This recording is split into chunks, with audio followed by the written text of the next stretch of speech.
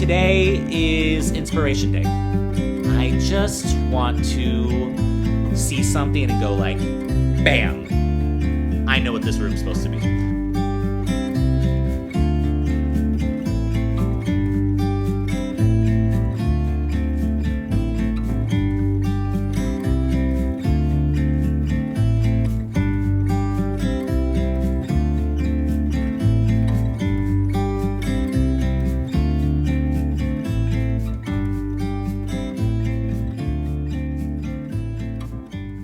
Hey guys, welcome back. I'm Justin. It is an exciting week on Designing the Dream because we're starting a new room.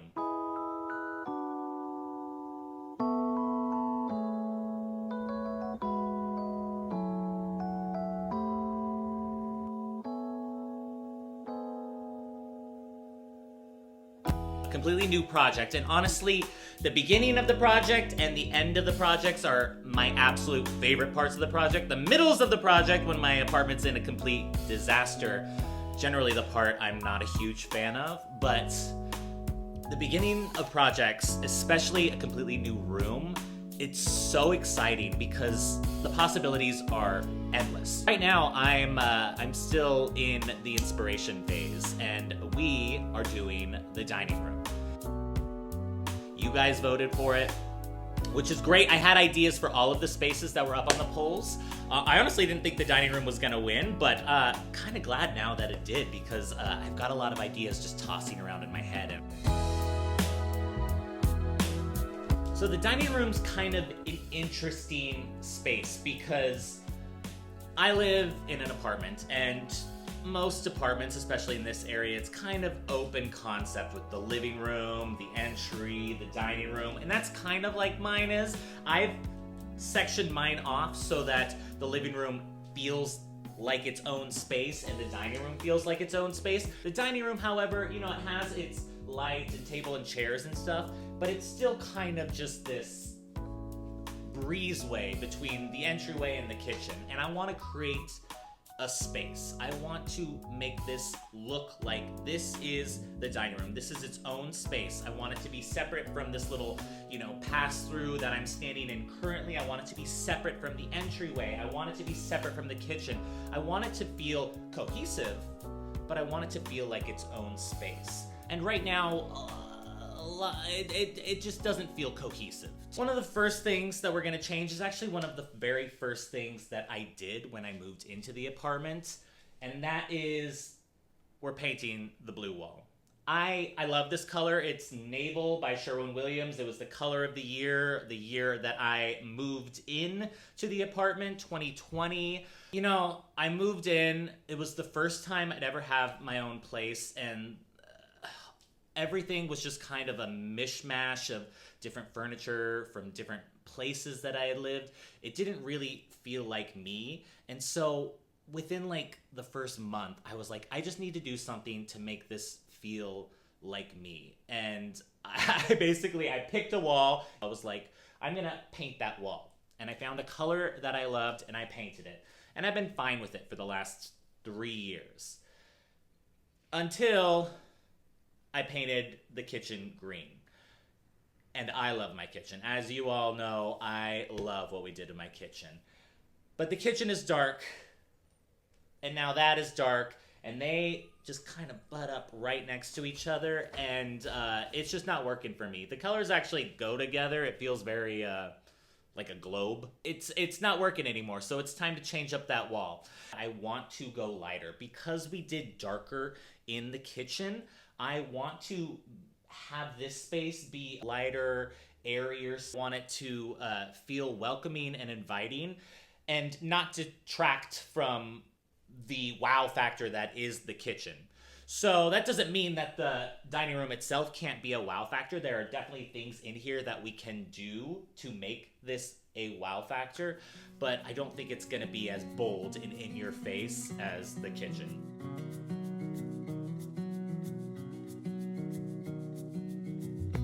One of the big inspirations that I found so far, I'm still kind of trying to get a cohesive idea, but one of the big inspirations I found was this photo right here.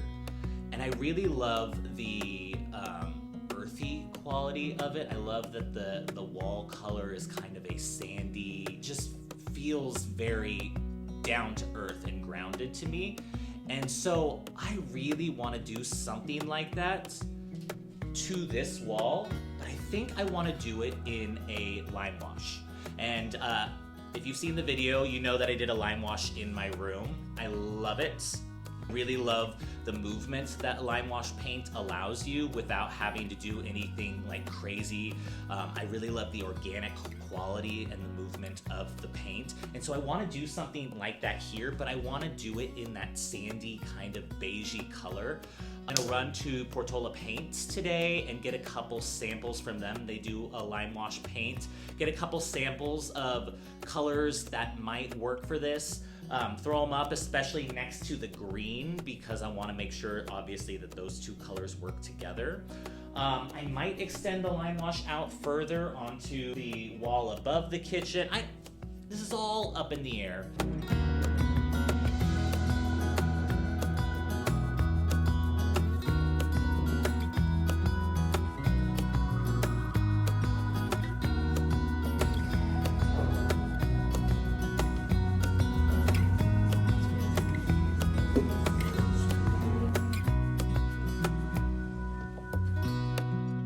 So I looked at those 3 samples that they had like on cards. It's interesting because the one that I thought I was gonna love from just the images that they had online and the samples was the one I kind of liked the least. So I'm interested to see them actually up on my wall to see how I feel about them. Because yeah, the one that I thought I was gonna like the least was actually one that I liked the most on their sample cards in the showroom. So I'm excited.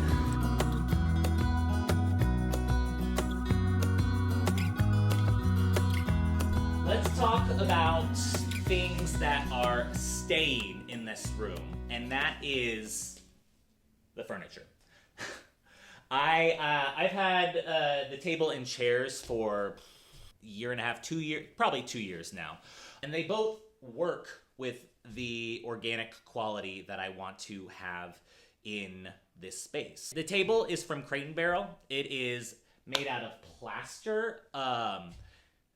I love this table. I love the look of this table. It's not the best table when it comes to like it chips and it scratches really, really easy, and I need to figure out a solution for that. I love that it's made out of the plaster, made to look like stone. So again, it has the movement that I'm looking for. It's just not sharp lines.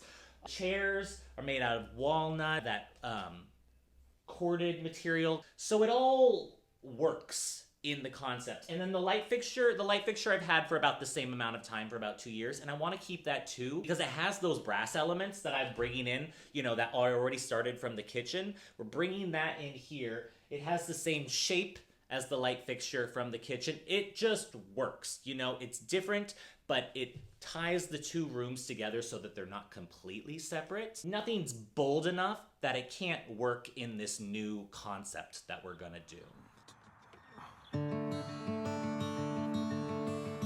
Today is Inspiration Day. I have a bunch of pictures that I found on Pinterest that I am inspired by. I like to go through Instagram and see a bunch of different architecture, different designs. I get inspired by the craziest things. My skylight was inspired by a shower. You never know where inspiration's gonna come. So today's really a fun day. Today is really just, we're gonna go on an adventure and we're just gonna look for inspiration in random areas. I just want to see something and go like, bam, I know what this room's supposed to be. And I'm not quite there yet. So let's make it happen.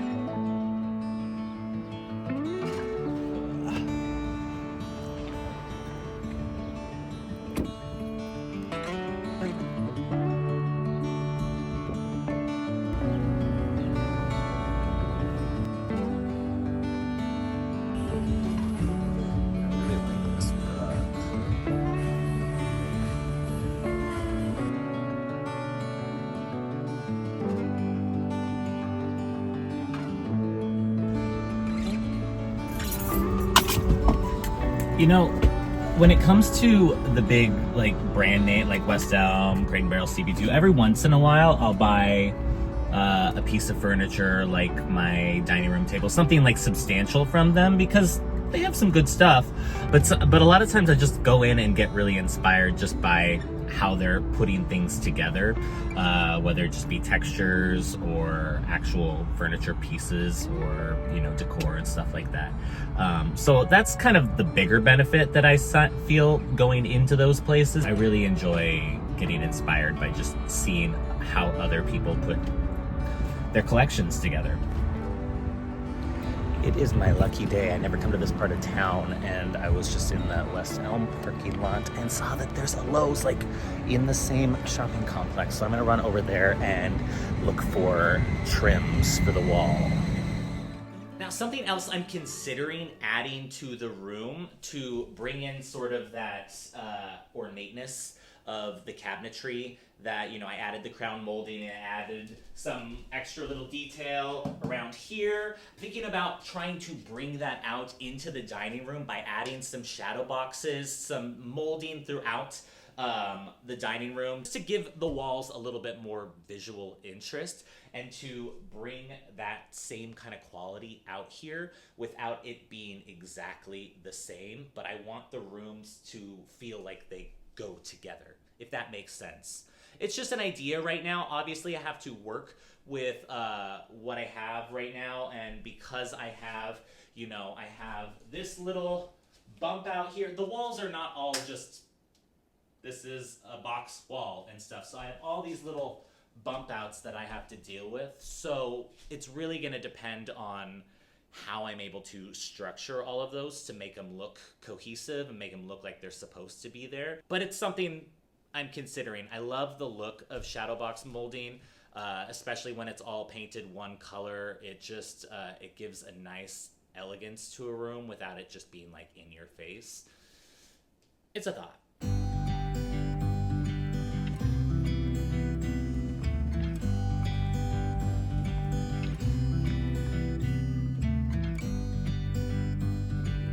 So I want a chair rail like this, obviously, so the profile is kind of like that. So there's not just like a hard edge. It might be a little bit thicker than I want. What is it? 1 5/8? Maybe not. It might actually be good. Come to think about it, I think I used that exact same board for one of the transition pieces on the Billy bookcases that I made. I think that's the exact same trim. I might tie in the living room and the dining room. I kind of want something smaller. I don't know.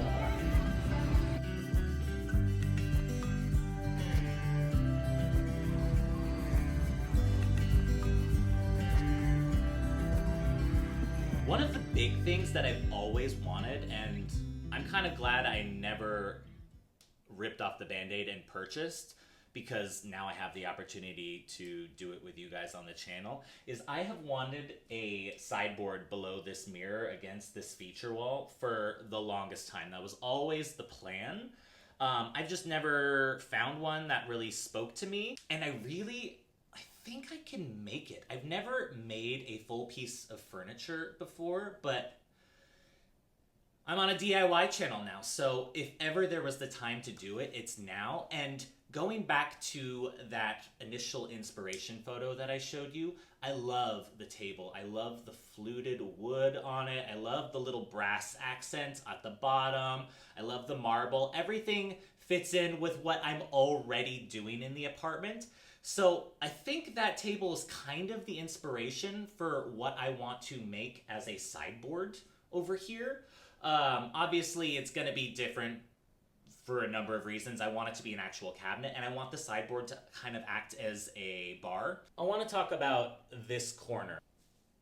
I covered this entire bookcase in contact paper because it was all painted white. It was really, really cheap wood, so I couldn't really strip it and stain it. So I just covered it in contact paper to try to make it look a little more presentable.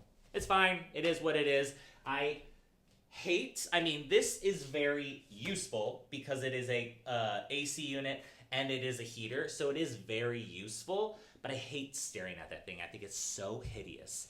And so I really would love to make this whole cabinet way more practical. I obviously use it for storage, so I don't want to see any of that. I just want to cover that up. So I really have wanted to add doors to this for a while.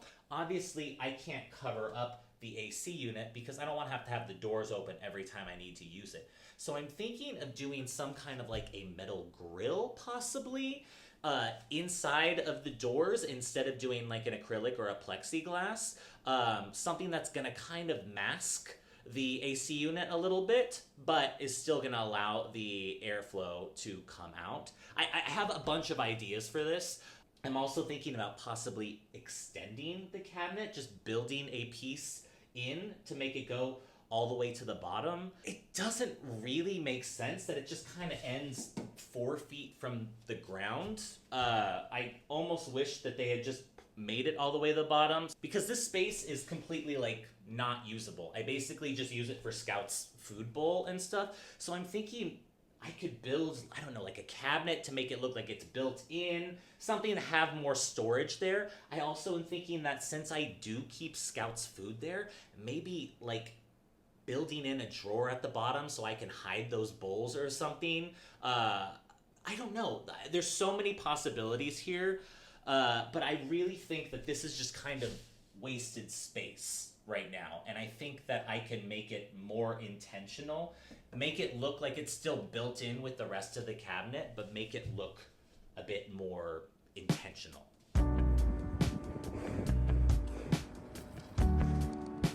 The good news is it's finally starting to feel like summer. The bad news is I'm in the part of town that's like 20 degrees hotter than where I live, so it is awful right now. Ugh.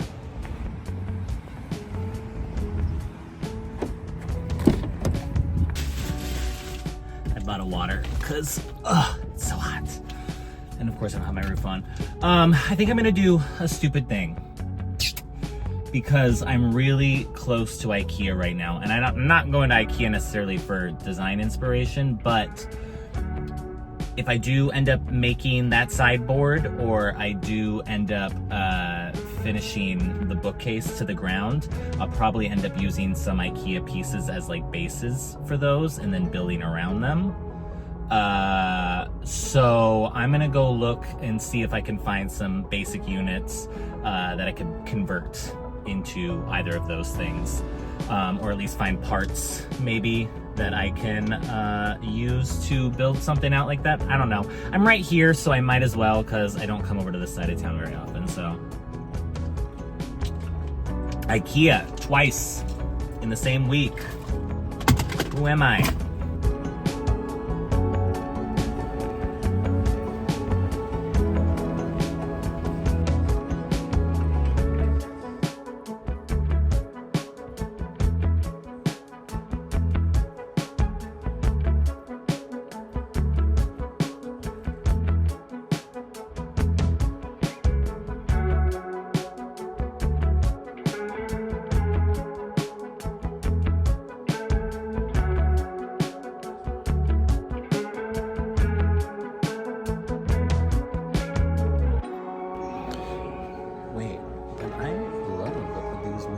Chairs. We're outside. I need a bigger space.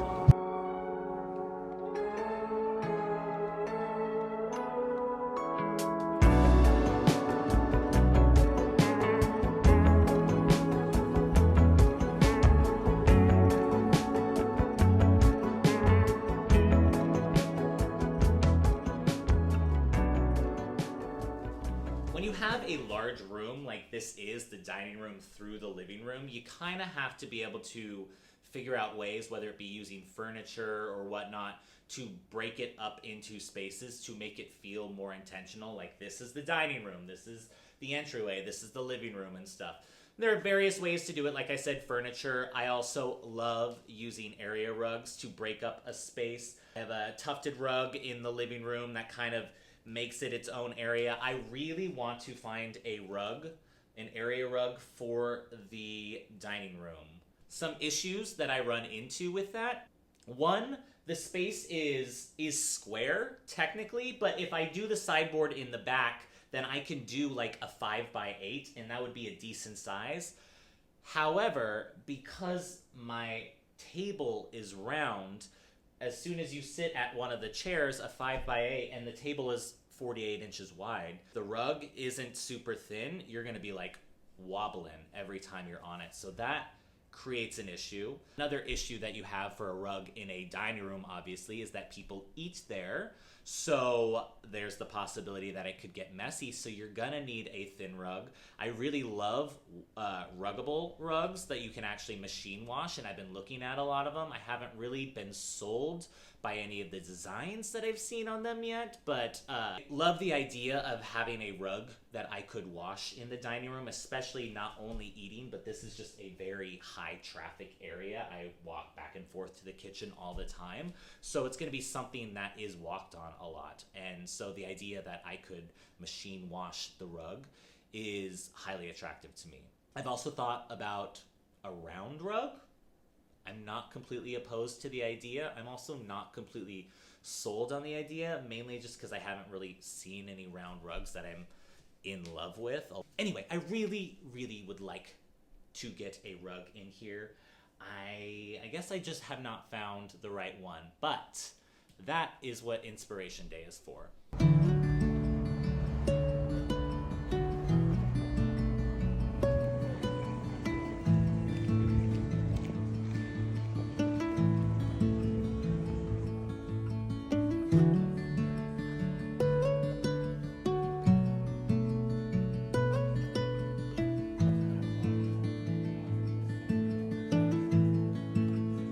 Okay, so I was fully prepared. I just got home and I was gonna call it quits for the day.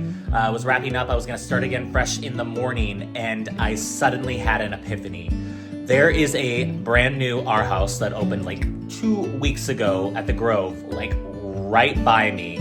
I love that place. The closest one for the longest time was like 30 miles away, so I never went. And I haven't been to this new one yet, and they close in an hour, and I probably should wait till the morning, but now that I've thought about it, I'm like really excited. So I'm gonna walk over there. It's like interior design Christmas. I'm so excited. Already obsessed.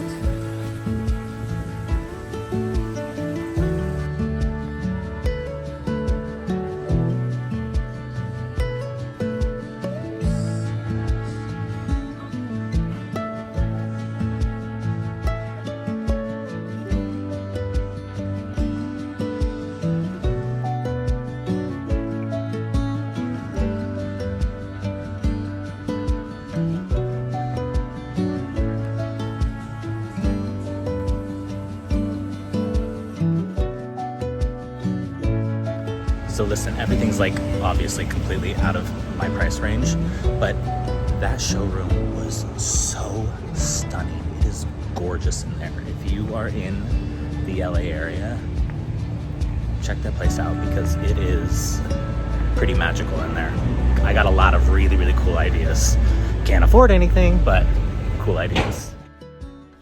It is paint sample day. And I love this part of the process because, yes, it's difficult. There are so many options when it comes to paint, but it's probably one of the most fun parts because you really get to just play. Paint color for a room really shapes the whole rest of the process. Luckily for me, I'm doing a lime paint, and there are significantly less colors of lime wash paint than there are just normal paint, so I do better when I have less options rather than having more options, but I'm really excited to get these up. I went ahead and did a couple swatches on our wall, as you can tell, with a mineral-based primer. It's the same mineral primer that I used for the lime wash that I did in my bedroom. It's from Color Atelier. And it's a specific primer made for lime wash paint to help with the adhesion, help with consistent adhesion, and obviously I was going to have to prime this wall no matter what because it is a super dark color and we're going to a super light color. So I got these 3 swatches ready for us to go so that we can get some samples. I went ahead and did it right next to the green because the green is stained, so that's what I really want to base it off of. I want to see how it interacts with the green. I want to see how it interacts with the floor. And then we can pick other paint colors and other things from there. But I'm really excited to do this part. All right, so I got my paint this time around from Portola Paints, which is a local company who had a lot of really great samples. And I went up to their showroom, which was really, really cool to see. They have a lot of lime washes. They have a thing called Roman clay, which I would love to use. They had so many cool colors in Roman clay, but I think as a rental, I probably shouldn't be using clay on the walls. Lime wash is a lot easier to cover up after the fact. But their showroom was really cool. Everybody was really, really nice. If you're in the LA area, highly recommend going up there. I got 3 different types of colors. Obviously, they're all about the same different tone. This one's called La Conchita, El Matador, which is a little bit more peachy, just it's darker. And then Mission, right there. So they're all about the same tones, and they come in these cool, really these samples, which they had on hand. I didn't even need to wait for them to mix it up. Really, really cool. So when it comes to lime wash paint, usually you're using a bigger brush. You're trying to create the texture. Obviously, because I'm doing smaller patches here, I'm just going to use a smaller brush so that I can try to see if the texture is going to show up. You want to do it in an X motion. If you haven't seen my previous video on lime wash painting, watch that to really look at the technique and stuff. And obviously, I'll go more into it when I'm doing the actual project. But right now, I'm just kind of looking at color, which is why I'm going to be using a smaller brush. Last time I did it in 3 coats. We'll see how much I need. The darker the paint tone, the more texture you're gonna get out of it. The more layers, the darker the paint becomes. There's so many different variables. I'm thinking I'm probably gonna have to do about 3 coats. That's what I did last time, but could be anything. I'm gonna start with the darkest one, which is El Matador, and I'll work my way from darkest to lightest.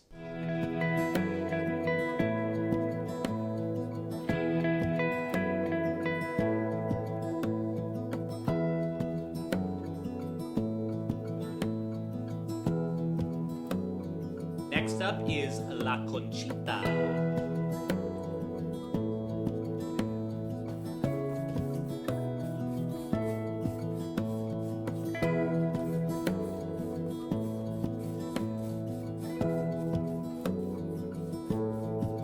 This is so interesting because I can already feel myself change my mind again. From, you know, seeing the samples online and the one that I liked, and then going into the store and seeing the samples live, and then changing my mind then, and now seeing them up on this wall, I already can tell that I'm changing my mind again. So just goes to show how important it is to actually see a sample in the space, in the lighting, in the, you know, the other colors that are around here.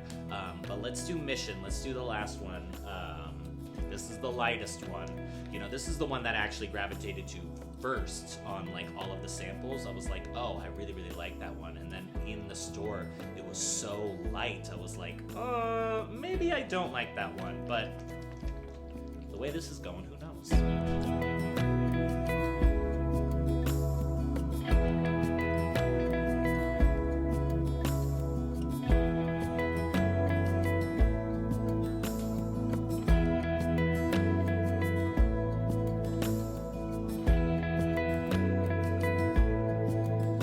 So that's the first coat. I'm gonna hold off making any rash decisions until I get a couple coats on it. The first one, the El Matador, was the one that I really, really liked when I got it in the store. And I think the thing I like about it is because it is darker, it has more movement. Darker colors show more of the movement, more of the organic quality, whereas lighter, obviously there's less room for the highs and lows of the color. La Conchita, the middle one, is actually the one I'm leaning to now because it still has movement, It's not too light, but it's more of that tannish, earthy, beigey quality that I was looking for, and I think it goes well with the Foxhole Green. And then I'm still gonna hold off. The Mission goes on really light, has a lot of a yellow undertone, like way more than the La Conchita. I don't know if that's coming up on camera, but I don't know. But I'm gonna do a couple coats. I'm not gonna make any rash decisions yet. So let's do a second coat. It is the next morning. I ended up doing 3 coats on these samples, and I changed my mind again. I keep going back and forth. I want to see them at various different times a day. Luckily, I don't have to choose right now. I would love your guys' opinion. Right now, I will tell you, I think I'm going back to the El Matador, the darker one. It ended up drying lighter, so it wasn't super orangey like it was before. And because it's darker, I get that movement that I want. These 2 down here, I do like this color, and I think it goes well with this. It's just a little bit cooler, and because these are so light, you just don't get the movement. No matter how many coats you put on it, it really just feels like you're just painting the wall. It doesn't feel like you're getting that movement, and I specifically want to do a lime wash for that texture effect. So I'm leaning towards this, but I could be swayed to this. Mission is out. It is too yellow. It's a yellowy white. It's not it. But between these 2, let me know. The top one is the El Matador. The middle one here is the La Conchita. I would love to know your opinions. But I think I'm leaning towards this. I think they both work well with the green, but I think this is going to be more of a statement for this room. It's still earthy, it's still airy, it's still warm and inviting. I'm trying to make a case, obviously, for this, but let me know your honest opinions. Obviously, they change in the light and stuff like that. Anyway, guys, that's going to be it for this design. Next week, we are jumping into this dining room project. New room. It's going to be a whole new start. I'm so excited. If you haven't subscribed to the channel, please subscribe to the channel. We've got plenty of projects going on from here on out. Can't wait to show you guys, and I'll see you guys on the next one. Bye, guys.